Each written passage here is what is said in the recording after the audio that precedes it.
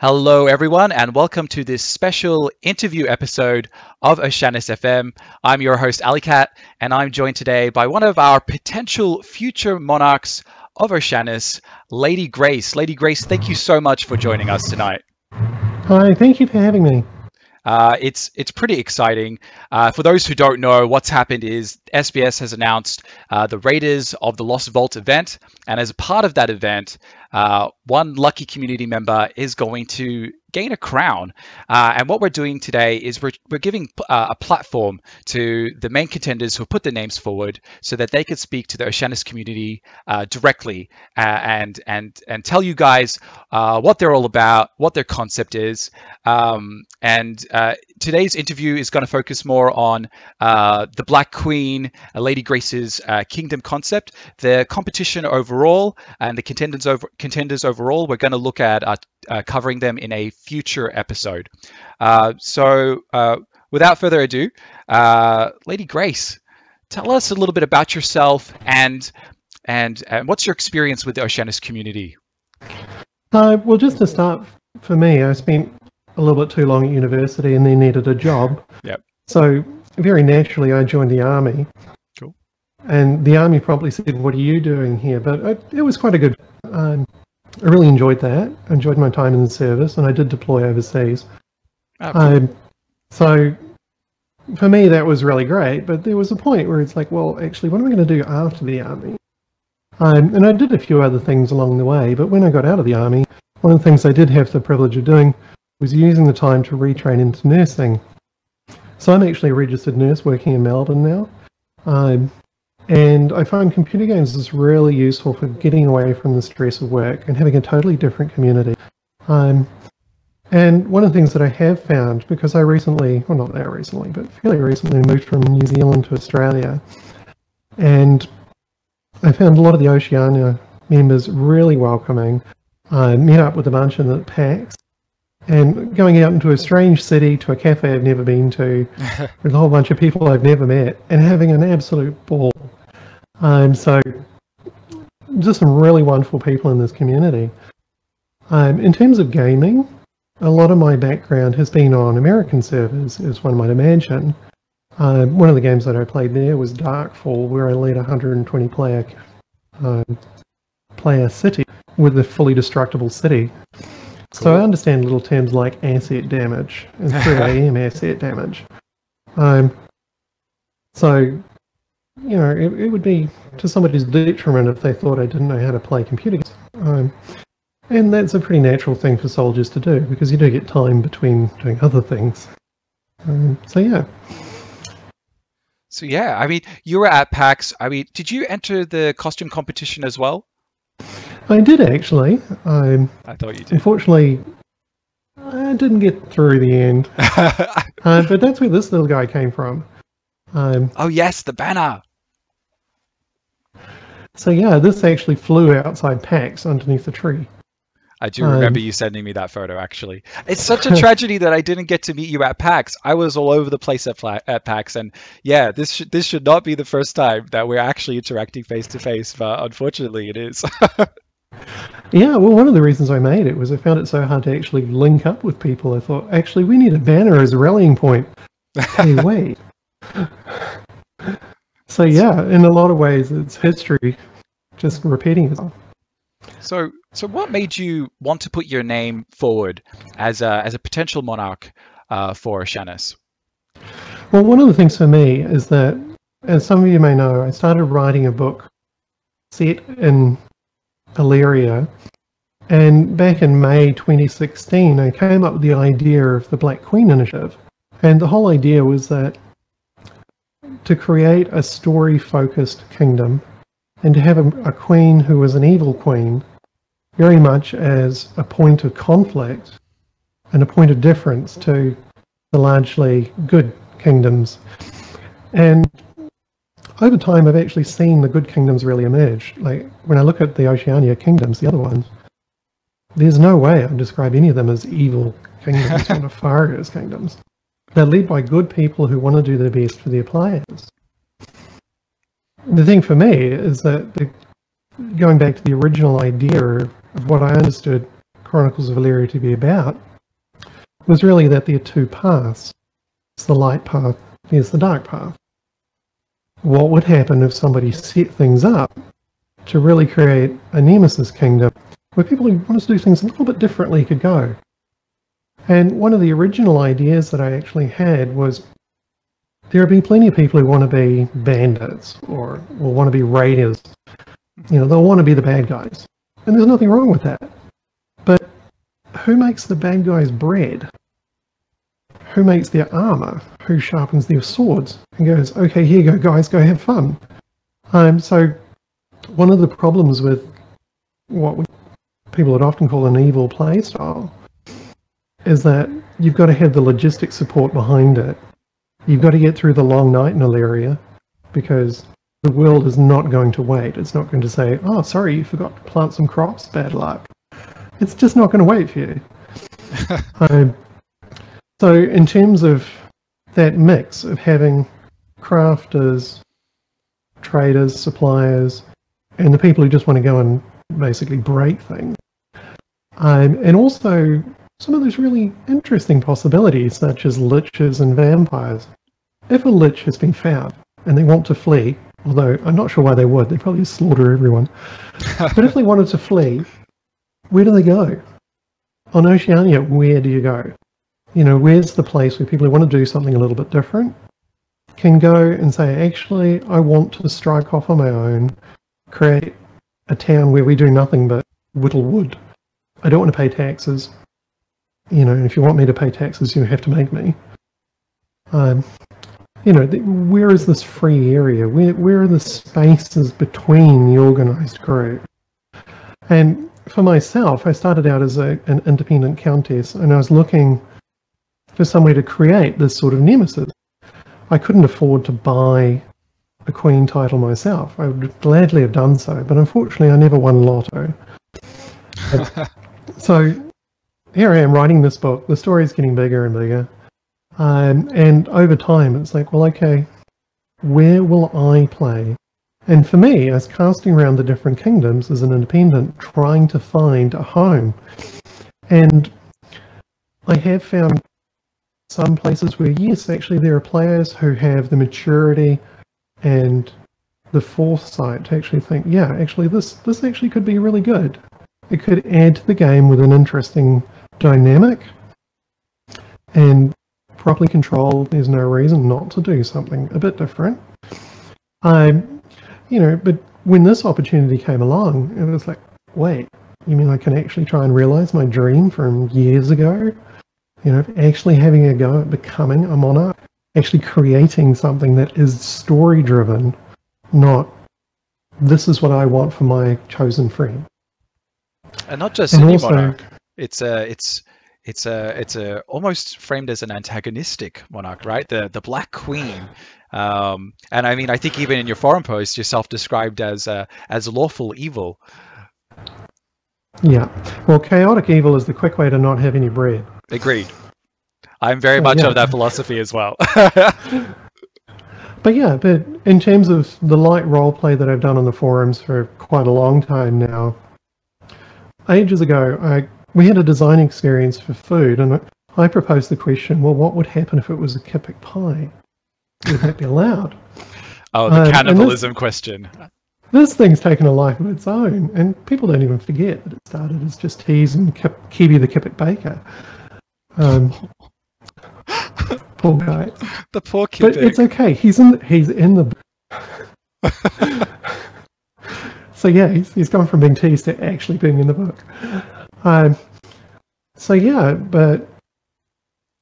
it's always been, you know, how do you create conflict, but not grieving conflict, you know, because this world isn't meant to be lots of people who are complete friends. There's meant to be tension. There's meant to be drama.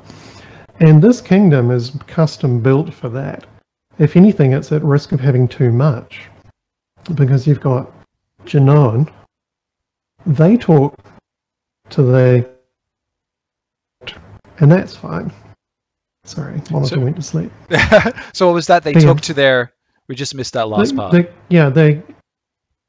So it's a really interesting kingdom because you have the Genoa, and they speak tropical, and they speak to the Terres, and they're friends with the Terres, who also speak tropical, which is lucky.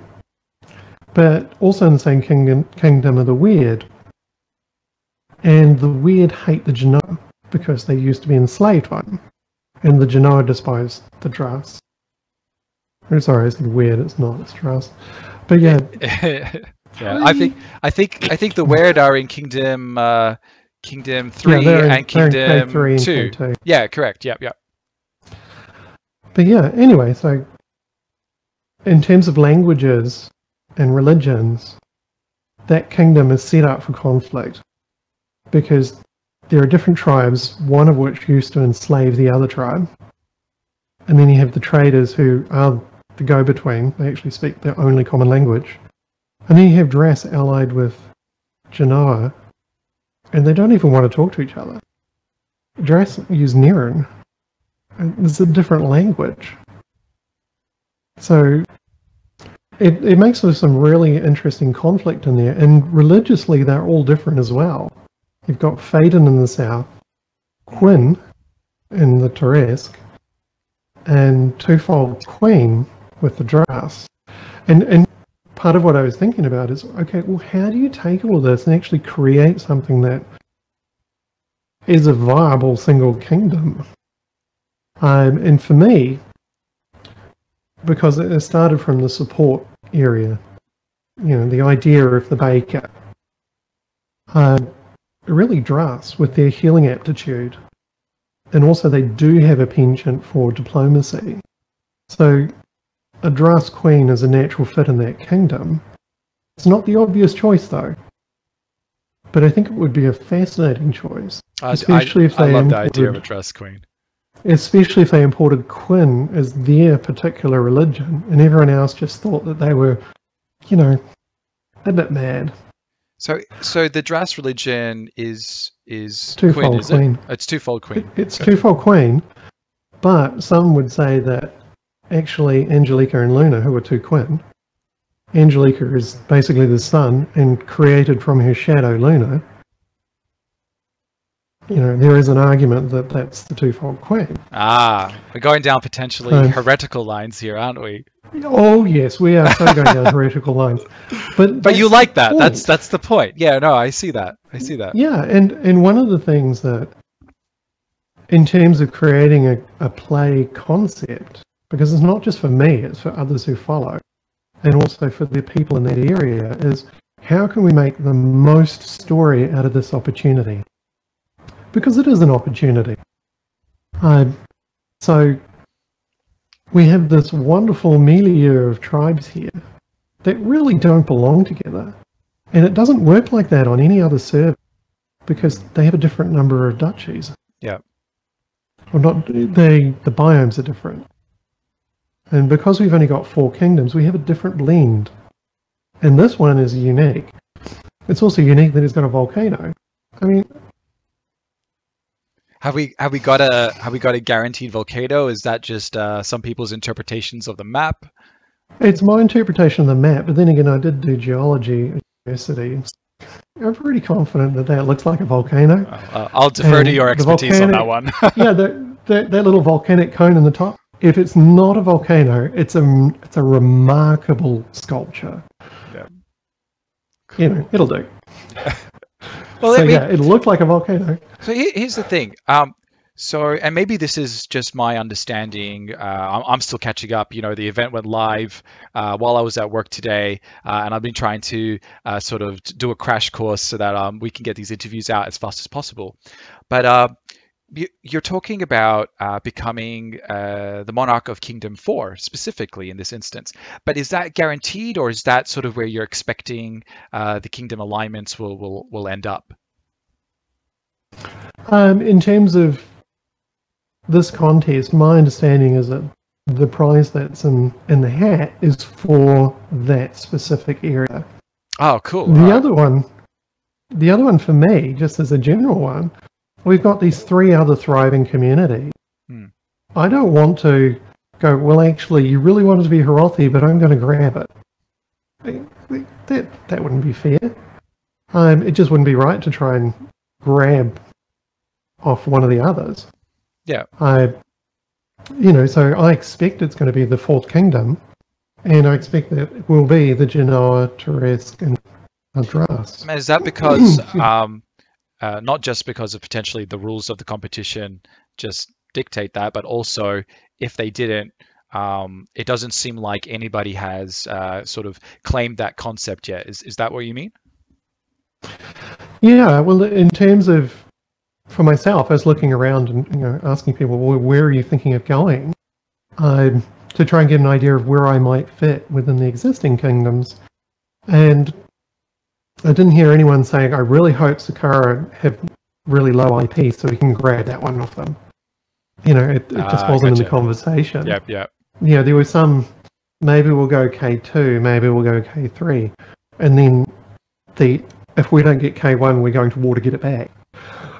So in terms of the players and the groupings of players and what they want to achieve in the game, I can't see any of them rushing to the jungle.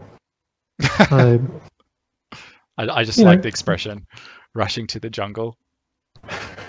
I said I rather like the jungle. I served in the jungle. Yeah. And the other one, it's very likely that Kingdom 4 will be a smaller kingdom numerically in terms of player numbers. Oh, yeah? So having a defensive advantage in terms of the swamps is huge. And even the jungle itself, right? Well, the jungle's on the south. So by the time you got to the jungle, you've effectively conquered Kingdom 4. But you've suffered so much attrition, right? Because you have to get through so much depends. difficult terrain. And this is where Kingdom 3 is actually a genuine danger to Kingdom 4, because it has Dras and it has Turesk. They're quite at home in 2 out of the 3 biomes that Kingdom 4 has. So you actually need somebody who understands strategy and tactics in ground to try and think, okay, where on earth are we going to put some defensive structures that are going to matter? Well, that's a really good point. I mean, given that you know who the other monarchs are and where they're going to place, what is your security policy if you were to win this competition and get the crown? How would you keep Kingdom 4 defensible? There must be balance. Okay. What does that mean? This is something that nobody else is probably ever going to say. If I'm Dras, mm-hmm. I am going to be shameless about saying to the Weird, you need to tell me if anyone's going to invade, because it will throw out the balance. And that creates a storyline, like an ongoing storyline for every Weird player in them. The Queen requires intelligence, right? So the Weird from Kingdom 3? And 2. Because that's going back to the religious idea. Yeah. So, twofold Queen. You don't want to see a twofold Queen duchy go down, or kingdom go down. But are the Weird not... because you're trying to balance. Oh yeah, no, they're in other kingdoms. But are they not a different faith? No. Are they twofold Queen? The Weird and the Dras are the two sides. Gotcha. Yep, so the Weird are the assassins, basically, and the Dras are the healers. That's right. So by creating an information requirement, creates information gameplay for them. And then if anyone wants to try and actually set something up to invade, then you can go into active operations and paying Weird to assassinate, which is again Weird gameplay. So having a Dras Queen there, whoever that is, hopefully it'll be me, but whoever, done right and using the religions of the game and using the lore of the game, could create more gameplay for every player who happens to be Weird. I mean, you're right. I have not heard that kind of answer before, to actually utilize religion as a primary influencer to get intelligence and position yourself securely where you otherwise might not have been able to. The flip side of that is that there's this evil team who worships Quinn. The Vittori are expected to crusade at some point. Yeah, they're pretty much the crusaders of this game. Yeah, well, they are pretty much the crusaders, but by giving them someone who's waving a flag saying, come get me, while also making it rather hard for them to do that. You know, you set up these really interesting potential conflicts, you know, where they try and raid down. Do they end up reenacting what happened to the Ninth Legion? You know, you go into the marshes and it's all over. So there's some really intriguing possibilities there, and it is a defensively strong biome. So Nerean Knights are going to have a messy time of it. But it sets up those conflicts and actually creates some tensions, and it puts more than we wear black or we wear black and white bracelets. Like it makes religion something more. Of course, in terms of the concept, I've taken that one step slightly further by one of the things that will be an edict is that any Kipik caught in the kingdom are to be sacrificed. I did notice that. I read that part of your post, and I was like, need to ask Lady Grace about the Kipik are food, not friends policy. So tell us a bit more about that. Again, that actually comes from the lore. You know, not everyone in this game is meant to be friends.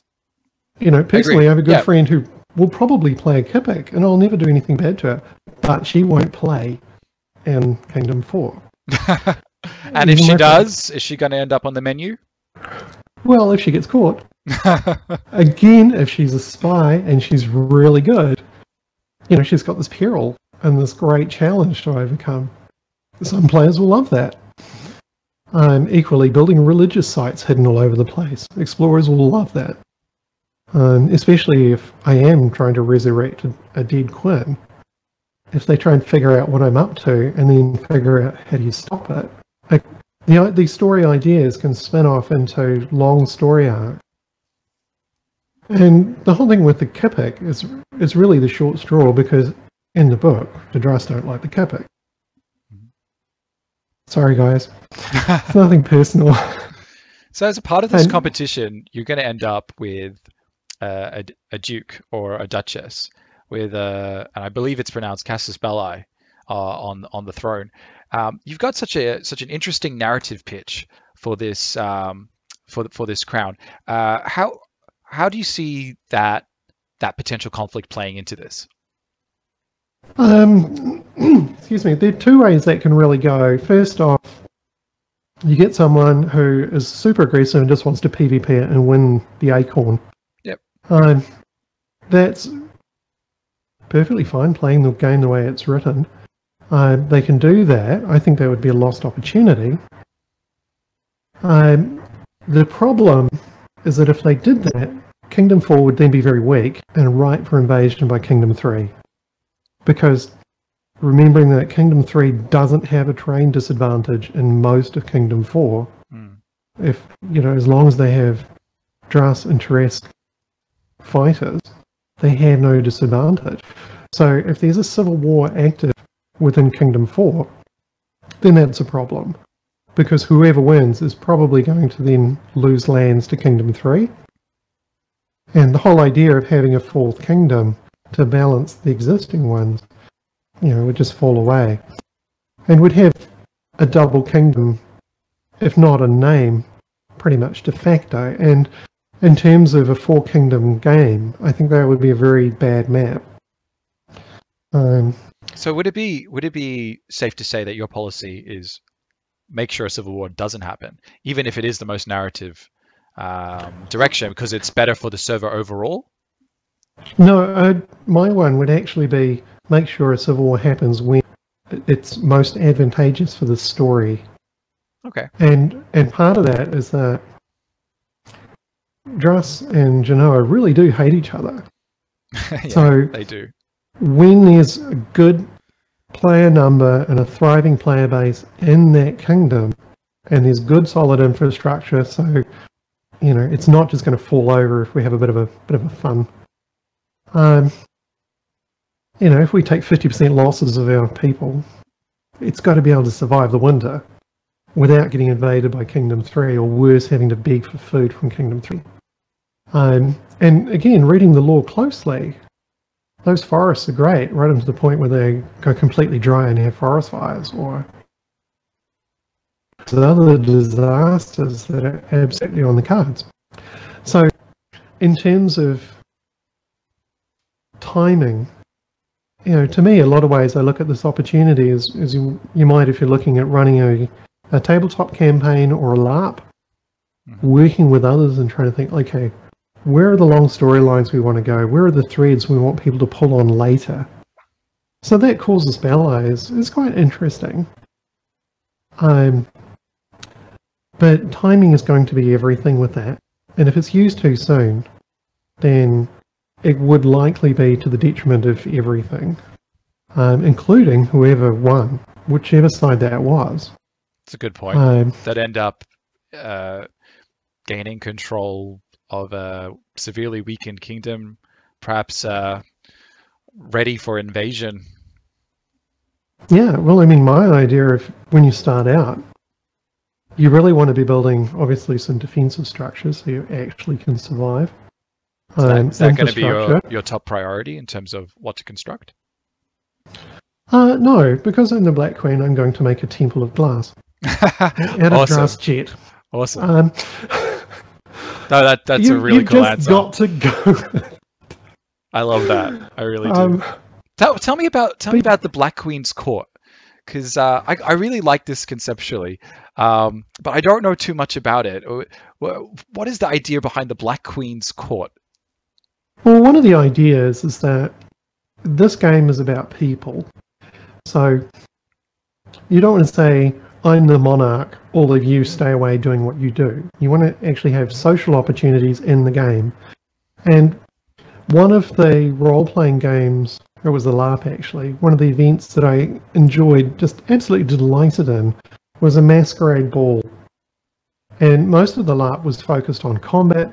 It was very story heavy. We were trying to achieve all these objectives, save people who go down, all the usual stuff. But then as an in-between game, we actually had a masquerade ball. That's awesome. And in terms of an event, that was fantastic because it got to draw in a lot of players who didn't usually get the limelight. Because you have all your great fighters, you have your combat leaders, and Elyria will have those as well. But all of a sudden the entertainers stepped to the fore. We had players singing, and different events going on, because it still was part of a story. So not going to lie, if you get a wedding invitation, you might want to think that through. I got to say that pitch really appeals to me as somebody who's done LARPs and as somebody who has literally LARPed in masquerade balls. I know exactly what you're talking about, and it's a really fun, rewarding experience for those of us who like to do the soft role playing and are less into combat, perhaps. Yeah, but I mean, it's something I came up with against in my story. How do you have these big bad evil NPCs that are in the world, or players, we don't know yet, but how do you have these scary things that actually interact with players to be able to bring out more than the one-dimensional whack-a-monster? There's a whole lot of story in here, and there's a whole lot of depth in this world, and we're only just starting to scratch the surface of it. And that's part of what drew me to Elyria, is it's got a really great story, and huge potential for creating our own stories going forward. So in terms of how do you create those opportunities for people who normally wouldn't meet to actually stand there and look at each other and interact? Have all those moments like the Dress Queen going, what did they say? And everyone not speaking their own language because nobody remembered to learn it. Take note, Kippic Ambassador. Run, Kippic Ambassador. Run. No, ambassadors are a bit different. Okay, you heard it here first. Ambassadors do not get eaten. War. Oh, gotcha. No. Ambassadors don't get eaten, but, you'd want to keep an eye on your retinue, and you want to make sure that we've got plenty of provisions, because, we're not going to starve. That would not be sensible. Don't go to Kingdom 4 when they're hungry. Don't go there. Well, in fairness, we do eat the evidence. But we venerate the bones.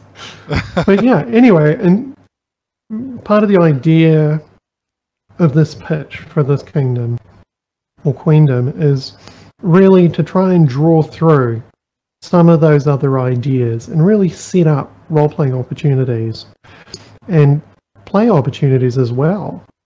I mean, yeah, sure, I've got a great grasp of tactics, but there are plenty of fantastic FPS gamers out there who've got a great grasp of tactics too. Why should I lead the army? Find a warlord. You know, how do you find it? You go back to the lore. Genoa love to duel. So, whoever wins is the warlord. You know, they can duel it out, and then they can have the honour of leading the army. Awesome. Don't be surprised if I have a mass of heavy cavalry that you never thought I had, because it's me. But yeah. Yeah, I would be on the battlefield, because why not? That sounds like fun. But that's the whole point, is to create something interesting, to have some fun. Would you describe... really look at what's possible. Would you describe your kingdom pitch as a really as an RP heavy kingdom? Is that how you would describe it? I would say that my pitch for me is story heavy. Story heavy. And I would expect people to tell me, you need to step back because I'm the warlord, you've got to stay to character. It's like if they sent me that message, that's my cue to play the role the community gives me if I take this. But for others in the community, the further down you go, the more I expect it just to be whatever they want, because I'm not trying to control the game unless they're Kipik. I'm trying to create gameplay opportunities. Yeah. Well, we're just about out of time, Lady Grace, but before we wrap up this interview, is there, you have this platform now to talk directly to the Oceanus community. Is there anything else you wanna say before we wrap up? I'll go with the easy question. I think one of the things for me is that this game will be what we make of it. Mm-hmm. And as a gamer from the Southern Hemisphere, I'm used to playing in North America. I've got lots of friends there. I've got lots of invites there. I've even got friends who, I got into Elyria up there. It's like, wait. So when we're looking at server choice between Oceania, NA West, or even Europe, it's important to think, what are we going to do for our game and our server? Because it will literally be what we make. This is going to be an amazing sandbox. And we do have some really creative people with some great ideas in Oceania. I think the real challenge is to keep them, because the other servers have great people as well. And I know I've been approached by somebody on Europe saying, hey, I think your idea would fit really well up here. That was before this event. So treasure the people who've got different ideas, who've got those stories, who want to say, I want to build a can, or I want to build the best boat, or I want to build, I want to go looking and make a Herothi alliance. These are people that, as players, we need to support. I want to be in Kingdom 4 as the Queen, full stop. But as a player, I want to see the Herothi thrive. I want to see normal players create a duchy in the Herothi lands. I want to see everyone else help them, not get in their way. Why? Because there's an active little group of people, and there are other little groups that are around. And we've got to cherish these little groups because they are the lifeblood of the game. And I think we'll really make it. We've got some great people here. Agreed. But we do need to look at it, and rather than saying, no, you're going to do what I tell you to do, look at their ideas and think, how can I help you make this better for all of us? And that goes for the King's pitches as well. How can I help you realize your concept? Yeah. How can we make this game be amazing for you? Not just good, not just interesting, but amazing. Awesome. Yeah. Well, thank you so much, Lady Grace. It's really important to note, guys, that if you want to support Lady Grace and get her that crown, you're sending the coins to Lillian It's the name in the brackets underneath Lady Grace, and we'll have instructions on how to do that in the description, as well as a link to the event generally, and a link to Lady Grace's Kingdom platform post on the forums. Thank you so much for joining us tonight. Big thank you to Uriel and Dreamar as always, and the support of the current Monarchs, because without you guys, OFM would not be happening. And a reminder, if you found this video helpful, please do like and subscribe. Your support is very much appreciated. My name is Alleykat, and until next time, have a